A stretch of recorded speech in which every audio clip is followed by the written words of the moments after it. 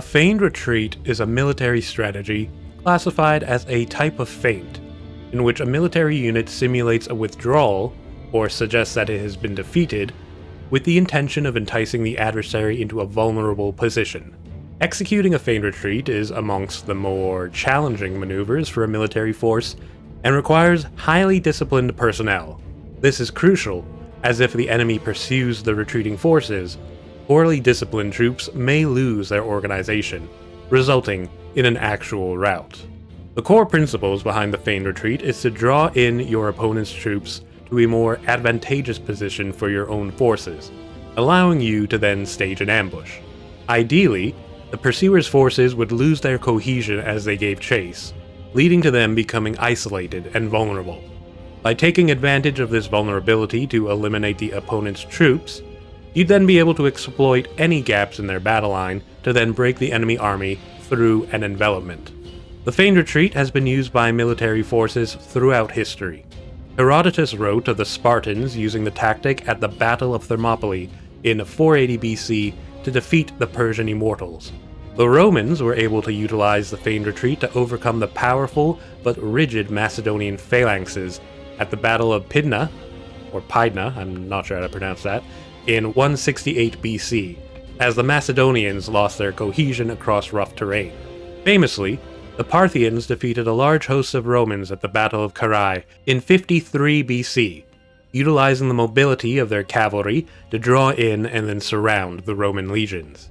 Perhaps the most well-known users of the feigned retreat were the Mongols under the leadership of Genghis Khan. This was a common tactic of theirs, thanks to their highly trained and mobile cavalry forces. The Mongols would send a small force to charge the enemy, then retreat to lure them in.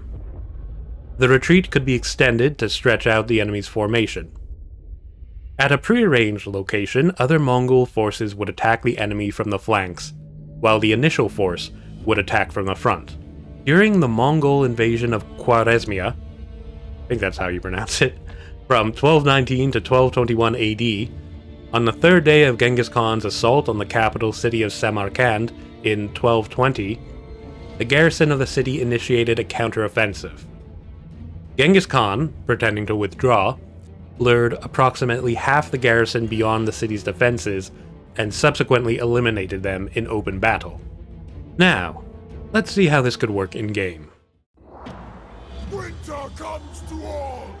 Here we are. I've got a battle set up purely for demonstrative purposes using the Wood Elves.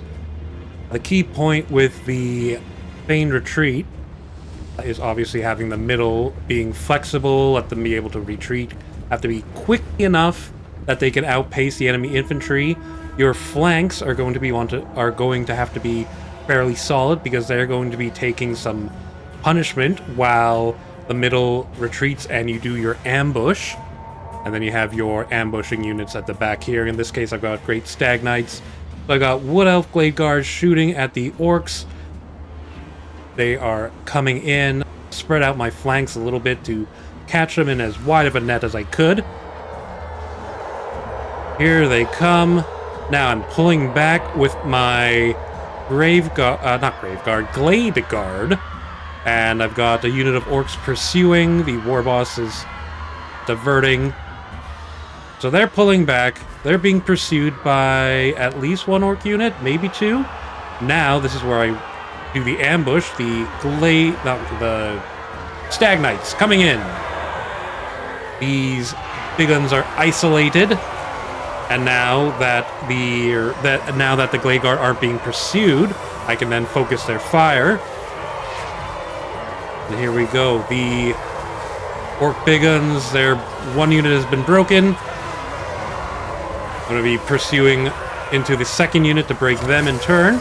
I've got my War Dancers holding the flanks, and my Glade Guard are supporting where I deem that they need the most help. Alright, the two chasing orc units have been broken, so now my knights are free to move about and cause some havoc. I've sent in Orion to try and hold this flank because one of the War Dancer units is going to be retreating soon enough. Other flank is holding And here come some Stag Knights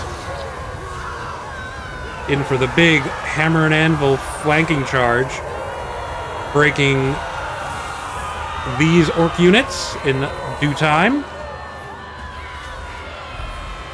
See, a unit of orc biggins has split off. They're fleeing, and there we go. The orc army is broken. Record time? Maybe, maybe not. Definitely worked out extremely well. Let's go into the after-action report. Okay, so that was a pretty quick demonstration of how the tactic overall would work. The War Dancers, like I said, if you're flanking holding units, you're going to want something fairly beefy to be able to hold back the enemy. Any army that has range units that can fire on the move, this works extremely well for them. I didn't have that in this case. The Blade Guard couldn't fire as they retreated, but really, just think about how you could apply this to your army. You're going to need strong defensive units to hold your flanks. You're going to need strong shock units to perform the ambush, be it cavalry or infantry. Obviously, cavalry would be better because they have the additional mobility. And then for the actual feigned retreat part, you don't have to use archers or range units. They are just overall best suited for something like this. Especially skirmishing types who are able to pull back and keep firing.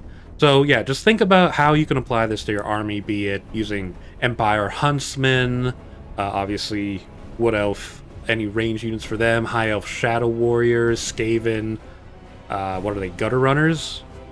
I can never remember all the Skaven units, but think about how you can apply that there, and basically let you isolate portions of the enemy army, eliminate them, and then move out and take out the rest of the army at your leisure.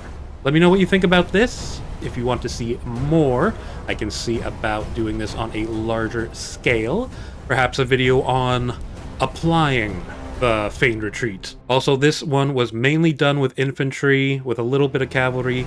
As I said in the historical portion, the Mongols were big fans of this tactic, so I'll see about doing a more cavalry-focused one as well. Thanks for watching, everyone. I hope you enjoyed the video. I'm looking forward to seeing what else I can do with this tactic, and I hope you are too. Please let me know what else you'd like to see covered, be it larger battles involving this, or a more Mongol-like approach with lots of cavalry, or just examples of other historical tactics. If you want to help the channel, please make sure you like, subscribe, comment, and turn on notifications to get this video out there within the warp-touched realm of YouTube. I hope you have a great day, guys, and I'll see you in the next one. Bye!